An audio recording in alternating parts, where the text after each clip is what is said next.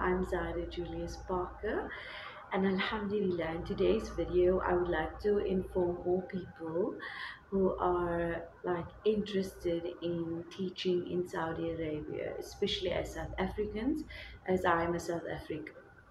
So, what are the things that you would need? Right? Firstly, you would need your CV. Secondly, because it's international, you'll be leaving your country, you would need your passport and you would need it to be valid, right? At least for 6 months or more. You would also need to have money saved up in order to pay for your visa documents because you will only get it refunded once you come into the country and settled into work. So be prepared with savings. Don't just jump in and quit your job and not have a backup or not have the finances to be able to pay for the visa, okay?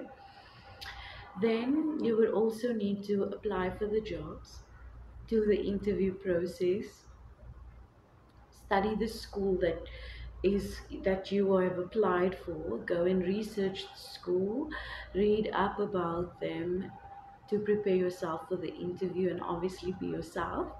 And when it comes to questions that are challenging, make sure that you try to answer to the best of your ability and not freeze or just not answer the question. Stick to what they are asking you and don't drift off to a different topic. I would then also recommend that you get your police clearance. Get it now if you know that you are going to start applying and you are going to be ready within the next 6 months. Go for your police clearance now. It takes quite a bit of time to get your police clearance if you're not going to expedite it. And this was one of my challenges that I had because we did our police clearance and I had to go and do medicals and everything. But then I was waiting for the police clearance and it took long. The medicals expired because the medicals was only valid for like 6 months or 3 months, if I'm not mistaken.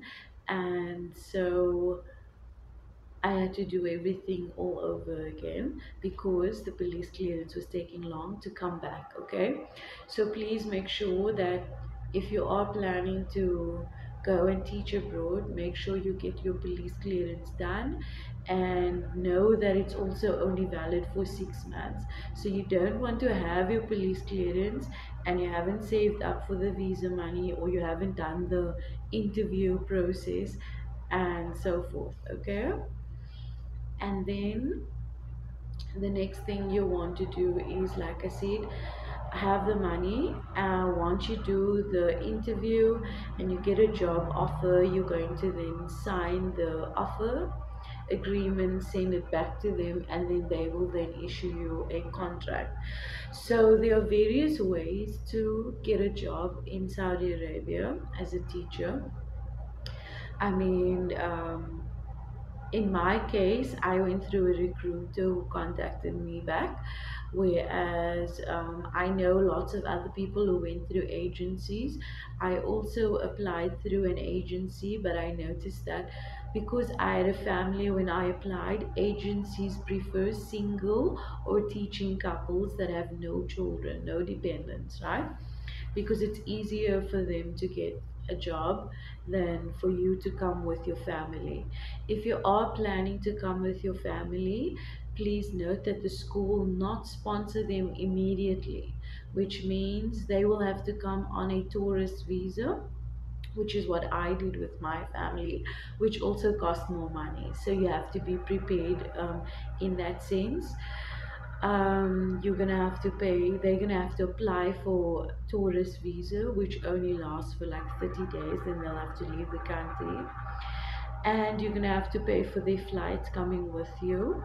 So luckily in my case, my husband was able to work remotely and he could come as well as my son with me. We had the finances to pay for them and we applied for the tourist visas. We made sure that they had their passports ready and that they did medicals.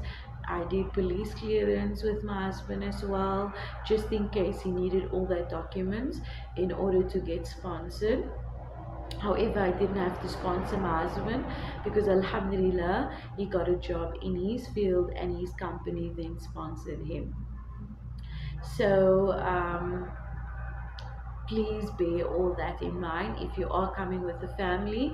If you need help or assistance and have more questions in that sense, you can comment below. You can DM me on Instagram at Zaida Julius, or DM me on TikTok at Zaida, at Hijabi Zaida, or you can just give me an email at zaidajulius1990@gmail.com. Okay, and then moving on, medicals. So medicals consist of you going to get a yellow fever vaccination. If you've gone on Umrah, you will most likely have that yellow fever vaccination already.